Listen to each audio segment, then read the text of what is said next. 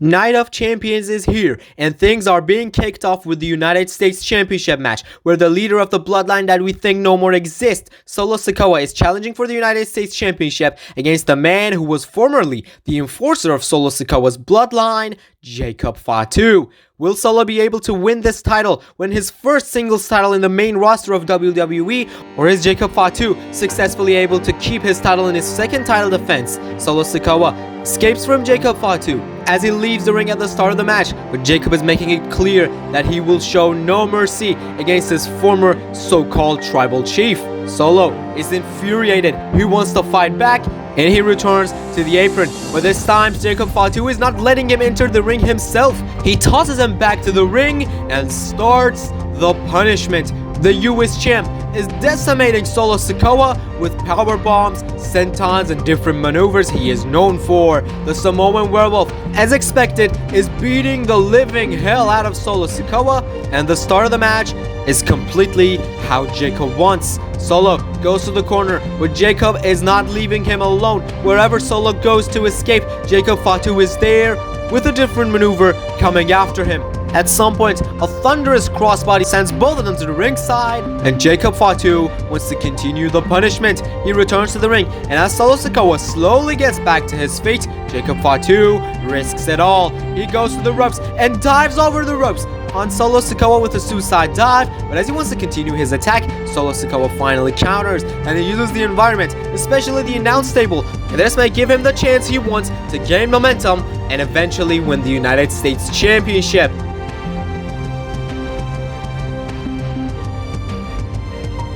Solo Sikoa is fired up, but clearly no one is behind him in the arena.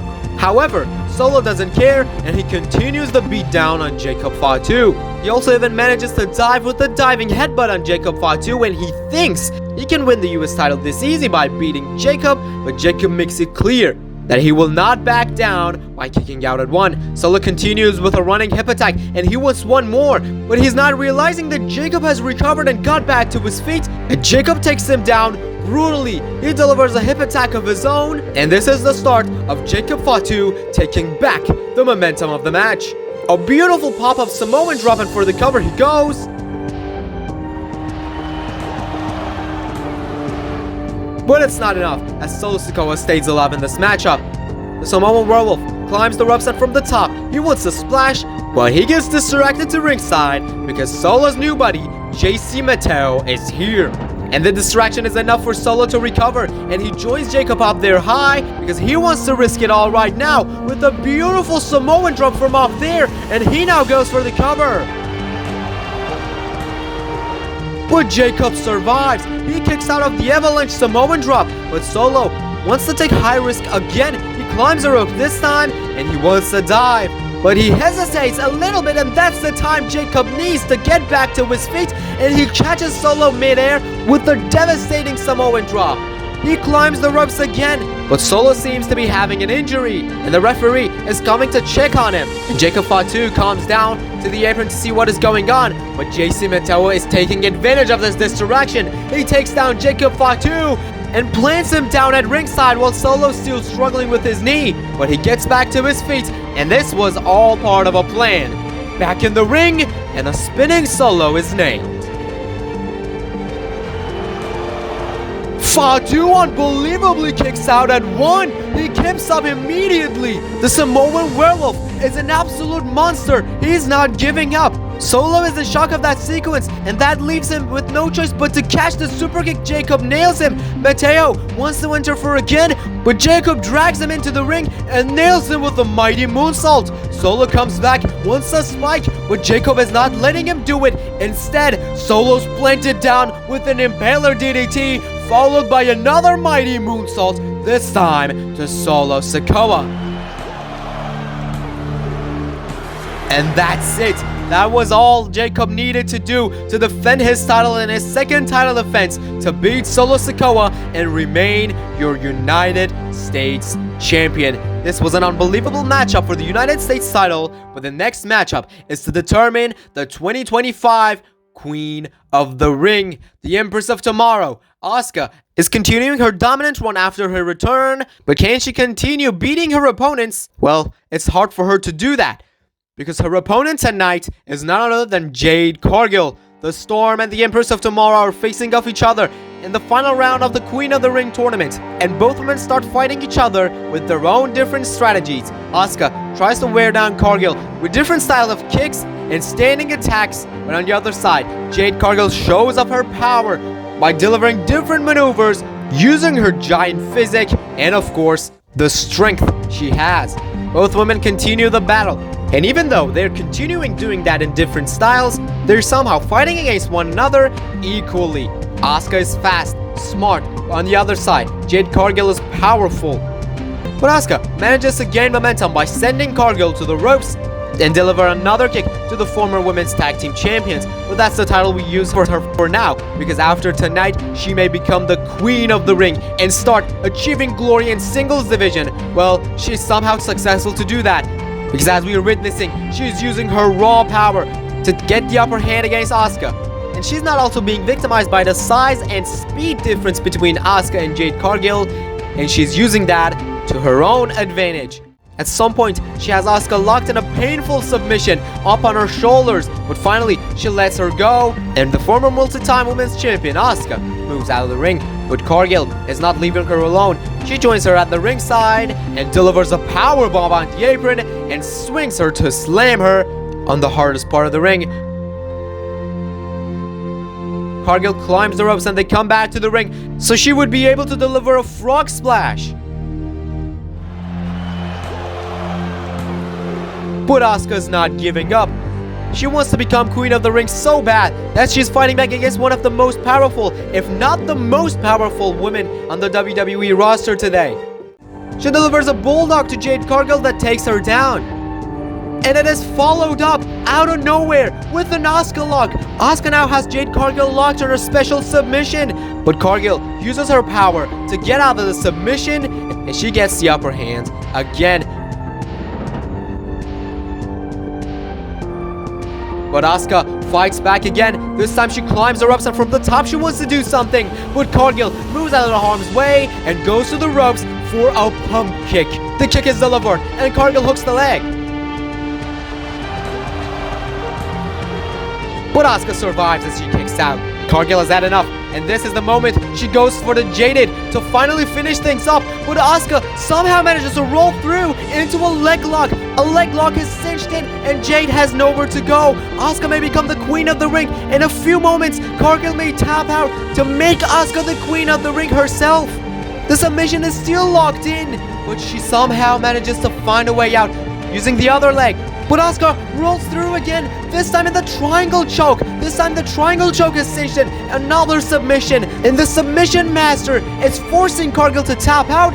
Well, she may not tap out, but she seems to be fading. Jade Cargill has nowhere to go, but she somehow finds another way to slip out of the submission again. However, Asuka still has the upper hand. A kick is delivered and Cargill goes to the corner and the hip attack is nailed. This move took out many superstars and got Asuka into the finals, and she climbs the ropes again. She wants the crowd to rally behind her, but this is the moment that the recovered Jade Cargill joins her up there for a beautiful scene of an avalanche Jaded from the top, and Jade Cargill becomes Queen of the Ring. Jade Cargill wins the whole tournament, and she is now 2025's Queen of the Ring. And this has a great outcome for her, because she's continuing to accomplish more and more in singles division as she gets a title shot at SummerSlam. But the next match is not for any title. It's not for any achievements, but it's a rivalry match so these two women could finally settle their problems. Raquel Rodriguez versus Rhea Ripley in a street fight. And Ripley, before the bell could even ring, without finishing her entrance, drags Raquel out and starts beating the living hell out of the multi-time women's tag team champion. First, she grabs a kendo stick and starts beating Raquel with it. However, Raquel tries to escape by returning to the ring, and Rhea wants to give Raquel the advantage. She passes her the kendo stick and Raquel picks it up, but Rhea wants to enter the ring herself with another weapon. She grabs the lid of a trash can, and before Raquel could do anything with the kendo stick, Rhea slams that right on the top of her head. The match continues and these two women start to demolish one another using any weapon they can. steel chairs, trash cans, tables, and the people are loving it. At some point, Raquel manages to put Rhea through a table with a double hand choke slam in the corner, and she follows it up with a follow-away slam on the trash can. Also, she goes headfirst into the steel chair she put between the ropes, and Raquel continues with a twisting splash. But at some point, when Raquel climbs the ropes again, Rhea knocks it off by throwing the lid of a trash can at her. And now this is Rhea's turn to climb the ropes, as she delivers a frog splash to Raquel Rodriguez, but she's not done yet. She grabs another table from under the ring and sets her up in the middle of the ring, and a headbutt is nailed. Everything is ready for a riptide, but Rhea Ripley turns around and she sees Roxanne Perez arriving. A massive pop rocks from the second rope, as the street fight has no disqualification, so anything goes. And Raquel Rodriguez confronts Roxanne as Roxanne tells her to finish Rhea off. And Raquel is doing it. She lifts Rhea Ripley up, and the table is in position, and Rhea is going through it. But at 2.9, the Eradicator survives. She kicks out, and she's not giving up this battle, but Roxanne wants to prove herself as a member of the Judgment Day. So without hesitating, she goes at ringside and clears the announce table. Raquel sends Rhea out, and she joins them there too. But before she could do anything, Rhea fights back and sends Raquel back in the ring. Meanwhile, Roxanne tries to take down Ripley, but she's not successful either. Rhea puts her on the announce table, and Roxanne is going crashing through the table with the riptide by the former Women's World Champion. Roxanne's done, and Rhea goes back to the ring. Raquel wants a big boot, but Rhea moves, and she successfully manages to pick her up and slam her down with the riptide, and she stacks her up.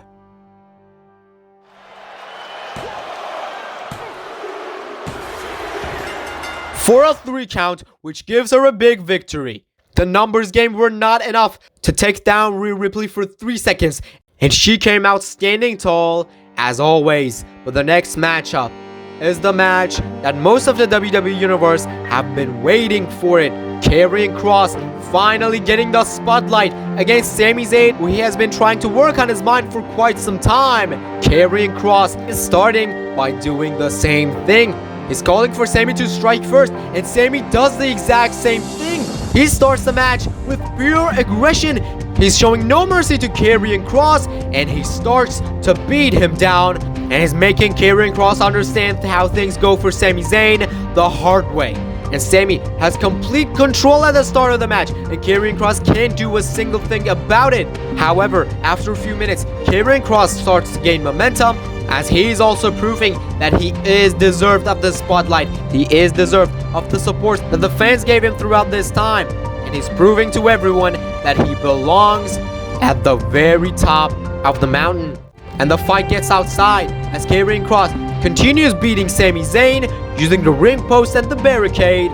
But Sami moves out of the harm's way where Karrion wants to attack him again, and after taking him down with an uppercut, he's calling for him from the top of the barricade, and he delivers a beautiful moonsault to take him down. Sami Zayn starts to fight back and starts to regain the momentum. And as always, he's doing whatever he can do to take down his opponents, and he goes for the blue thunder bomb, but he cannot lift Kross up, and he comes down, and Karrion nails him with a doomsday Saito suplex instead. But he shouts at him, "Come on, Sami, you will not be successful this way, and you know it." Sami tries to get back to his feet, but Karrion Kross locks him in the cross jacket immediately. But before he could lock it completely, Sami Zayn manages to slip out of the submission and fights back against Karrion Kross. A couple of clotheslines. He's fired up. The Saudi crowd is completely behind Sami Zayn as he follows it up with a drop kick. And he is fired up. He finally has Karrion Kross where he wants him to be to deliver the blue thunder bomb.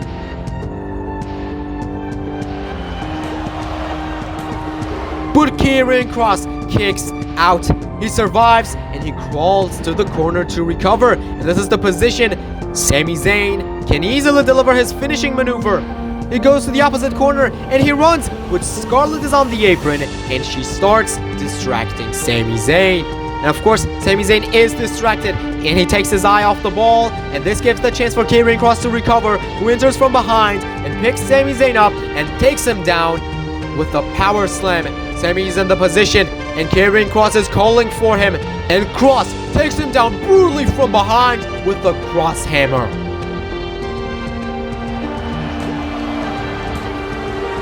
Sami survives. Sami Zayn kicks out, and he now rolls to the corner, and Karrion Kross takes advantage of Sami Zayn being there, and he shouts at him again. He's still trying to work on his mind by telling him the words he has been telling him for so long, so Sami would finally be able to understand what Kross wants him. But Sami suddenly storms out of the corner and delivers a corner exploder suplex. He goes to the corner one more time for the haluva kick. Kross is in position again, but Scarlett comes up to the apron again, and this time she removes the turnbuckle pad. The referee's not seeing this, and Scarlett starts to distract the referee. And this time the referee is distracted. And as Scarlett has him there, Karrion Kross takes advantage and catches Sami in the middle of his way for the haluva kick.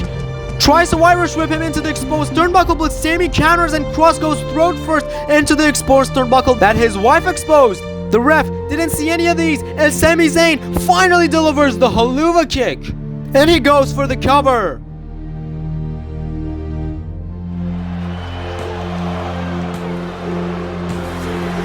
Sami Zayn wins. He pins Karrion Kross to win the match by doing something he not usually does.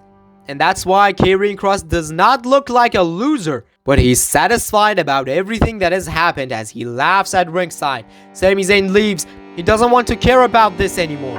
And after a fan favorite left, another fan favorite arrives. The American Nightmare Cody Rhodes is going to compete in the finals of the King of the Ring tournament against his longtime friend, his mentor, his brother, Randy Orton, who is competing in his second King of the Ring finals for the second straight year.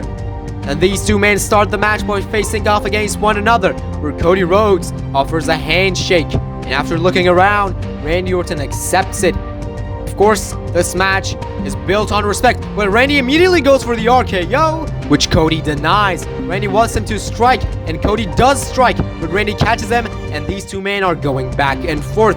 The match has started very hot, with both men able to take each other down, and of course both men want this match so bad. And after a side effect delivered by the American Nightmare, he goes for the cover, which Randy Orton kicks out at 1. And this is where Cody realizes that Randy Orton is not going down anytime soon. And Randy starts delivering numerous punches in the corner, where after a couple of ones, Cody finally counters and takes him down. He continues by delivering his own maneuvers, and this dream match is continuing by both men trying their best to wear the other one down. Even Randy Orton starts to stomp Cody Rhodes limb by limb, in his famous style as he always does. And Cody can't do a single thing about it. And at some point, Randy Orton, who's fired up, has complete control of the match as he slams Cody down with a power slam. He follows it up by putting Cody on the ropes as he wants to take him down with his special spike DDT, and he successfully does that. And the crowd loves it. Cody is in position. This is the time that Randy Orton always goes for the RKO, and he's doing the same thing this time. Cody is getting back to his feet, getting ready in the position Randy wants him to be, but Cody manages to counter and delivers a disaster kick.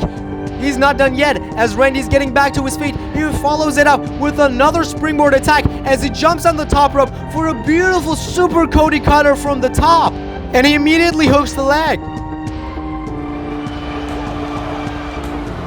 But a kick out by Randy keeps him alive in this matchup, keeps the dreams of facing John Cena once again at SummerSlam alive. And as Randy rolls out, Cody wants to dive on him, but Randy moves, and a nasty landing for Cody Rhodes gives Randy Orton the advantage he needs as he sends Cody back in the ring. But as Randy returns to the ring himself, Cody Rhodes is recovered and is back on his feet, and he's doing his comeback now.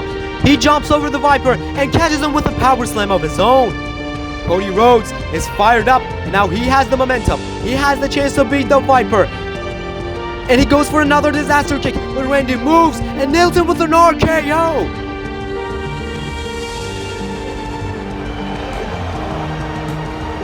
Kick out by Cody at 2. Cody's not giving up. A rematch against Cena at SummerSlam means everything to him, but it does the same thing to Randy Orton as he wants the RKO, but Cody catches him this time for a crossroads, and Cody hooks the leg. But a kick out this time by Randy. Neither man are giving up, even after being hit by numerous finishers. Cody Rhodes continues the battle, continues the fight by some jabs, followed by the bionic elbow, paying homage.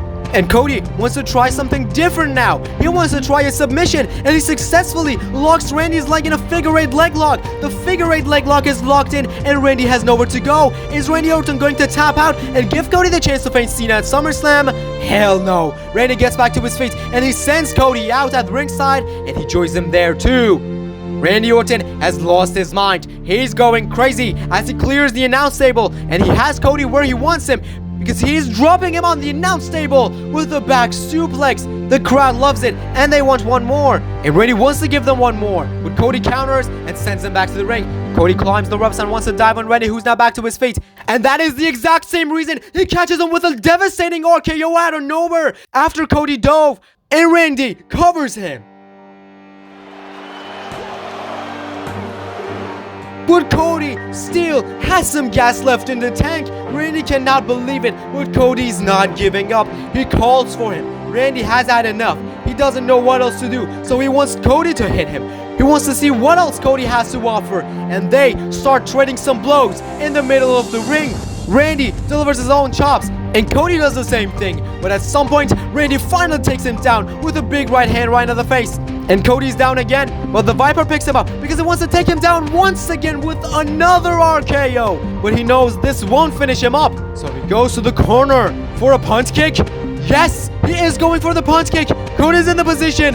Randy runs, but he changes his mind in the middle of the way. He doesn't want to do this to his best friend, but the mercy he showed was the time Cody needed to roll him up. However, Randy manages to kick out. He somehow kicks out, wants the RKO, but Cody catches him for the crossroads. And Randy is also countering the crossroads. He finds a way out of it, and he wants the RKO again, but this time, Cody rolls him up from behind one more time. Randy is stacked up, and it's a 3 count. Cody Rhodes just beat Randy Orton by roll-up, and Randy Orton is losing the King of the Ring finals again the same way he did last year, and is blaming the referee for the awful count he thinks he did, while Cody Rhodes is celebrating his victory. Cody's going to SummerSlam, but the argument between the referee and Randy Orton is still going on, as Randy believes that it wasn't a 3 count. So he delivers an RKO to the referee. He is pissed off. The Viper is very pissed off. And when Cody wants to shake hands, unlike the start of the match, he denies and he slaps his hand away. The Viper has had enough. He's infuriated and he leaves the scene. But Cody should be thankful that instead of that, he didn't get an RKO. But who will Cody Rhodes face at SummerSlam for the Undisputed Championship? It's only a matter of time for us to figure that out, because it's main event time and it's clubbering time. CM Punk is here, challenging for the Undisputed Championship, which is owned by this man, the 17-time world champion, John Cena, who's here in Saudi Arabia one last time. And as Cena enters the ring, the match is going to start. And after many long years, these two men, these two historic competitors, are going to face off against one another once again. They start the battle by grappling one another. CM Punk and John Cena, one last time, are facing one another as Cena locks in the headlock. Who will become Undisputed Champion? Who will face Cody Rhodes at SummerSlam? CM Punk sends him to the ropes and delivers a power slam to the 17-time world champion. And CM Punk, since his return to WWE, he was not successful in only a few occasions, and CM Punk is definitely a great contender for John Cena's Undisputed Championship, and is proving that once again by getting the upper hand against the champ of the match with different maneuvers. But of course, John Cena gains momentum by delivering some cheap shots to the best in the world, who Cena believes is no more the voice of the voiceless. And he delivers a slap across the face, which fires CM Punk up. So he delivers a kick, and he continues beating the living hell out of John Cena by delivering rapid punches right to his face. And his famous knee strikes in the corner as well. He goes to the ropes, he wants a running attack, but Cena catches him with a shoulder block. We are used to seeing these shoulder blocks which does not include the passion it used to have before, and Cena delivers another one. But Punk wants to avoid the continue of this comeback, and it goes to the corner, but Cena punches him brutally and rapidly. We know that John Cena will do whatever it takes to retain his championship, but this is exactly what CM Punk is here for, to stop him from doing that. But for now, he's getting nothing but a couple of moves, including a 5-knuckle shuffle. And Cena has Punk where he wants him, and he calls for an early attitude adjustment. CM Punk is getting back to his feet, and he picks him up, but Punk manages to calm down and delivers an inverted DDT. So Cena's now down, and Punk is calling for him for the GTS, his own finisher, which Cena rolls out and escapes. But Punk joins him at ringside, wants to deliver a kick, but this was a smart decision made by Cena because this gave him the chance to recover and get the upper hand. Again, he clears the announce table, and John Cena wants to do something with Punk on it, but Punk manages to counter, and he slams him face first on the table, and they both go up their high. Now the brawl is continuing on the announce table. The crowd loves it. This is not a good place, and this will not end for neither man, as Punk delivers a nasty superplex from up there off the announce table. Cena is sent back to the ring, and Punk climbs the ropes, and from the top he has Cena in the drop zone for a diving elbow drop from the best in the world. But a kick out by Cena keeps him alive in this matchup. Cena tries to fight back. The battle continues as at some point these two men are fighting against one another, delivering shots after shots to one another, and Punk is getting the upper hand. Punk is the one who's delivering the big punches. He's the one who's blocking his opponent's punches, and a double hand chop takes Cena down, and Punk follows it up with a shining wizard right across the face. He picks him up, and Cena feels dizzy, so he's lifted up by Punk, looking for a GTS, which Cena denies, and he comes down, and he delivers a big right hand, which takes down Punk, and then Cena immediately locks him in the STF. This is a submission that Cena used to beat Punk at Elimination Chamber, and eventually win the Undisputed Championship. Is Punk going to lose again to this move? He somehow makes his way to the bottom rope and grabs it, which forces a break, so Cena has to let him go. He wants another punch, but Punk counters this time. He runs at him, but Cena moves, and Punk takes out the referee instead. The referee is taken out, and as Punk is distracted to what he just did, Cena arrives from behind, wants to do something, but Punk avoids, and he lifts Cena up, and he finally manages to deliver the GTS. The go to sleep is nailed, and Punk goes for the cover. 1, 2, 3. More than a 3 count, and the ref just got back to his feet, and the count is slowed because of the exhaustion, and that leads to Cena being able to kick out of the go to sleep. Punk is furious about all of these. He goes after the referee. Punk had the match won. He just won the match, but it was just not made official by the referee. And as these two are arguing, Cena dives from the top with a double axe handle, which takes both men down. Now, Cena took out the referee, so Punk wants the GTS, but Cena comes down and delivers a low blow, and this time the ref is taken down that bad that he is not able to get back to his feet again. So Cena takes advantage, and after that low blow, he delivers an attitude adjustment to CM Punk, and he goes out because he wants to pick up the Undisputed Championship belt. But he gets speared out of nowhere by Braun Breaker. The dog is here, and he just broke the Undisputed Champion in half. And we can guess what is this for. They're paving the way for Seth Rollins to arrive with the Money in the Bank briefcase. We also see Bronson Reed climbing the ropes as he delivers a tsunami to CM Punk in the middle of the ring. Cena just got a spear, but CM Punk is not going to get just a tsunami because Braun enters the ring and it delivers a rib-breaking spear to CM Punk. And here comes the man himself with the Money in the Bank briefcase, but a chair is thrown at him in the middle of his way, and it is LA Knight. The crowd explodes after screwing things up for his teammates in the King of the Ring tournament. He's finally screwing things up for the main guy, his main target, and Rollins gets a BFT on the steel chair. LA Knight is here, but then he realizes that the Brawns are coming after him, and yes they do, at the highest speed possible. They're coming after him, but LA Knight escapes. But then we see John Cena, who somehow managed to recover. He picked up the Undisputed title. He's in the middle of the ring with Punk down. He runs at him, but Punk catches him, lifts him up wants a JTS, but Cena rakes the eye and he manages to calm down. There's no referee to see all these illegal moves, and it is followed up by an attitude adjustment. Cena picks the title again and he calls for CM Punk again. This time, he successfully manages to smash CM Punk's face by hitting the title right to his face. And as this was a long fought, exhausting battle, he falls down too. But he somehow manages to put his hand on CM Punk, and the returning referee counts the 3 count. With all the shenanigans, with all ups and downs, John Cena was able to retain his title once again by defeating CM Punk.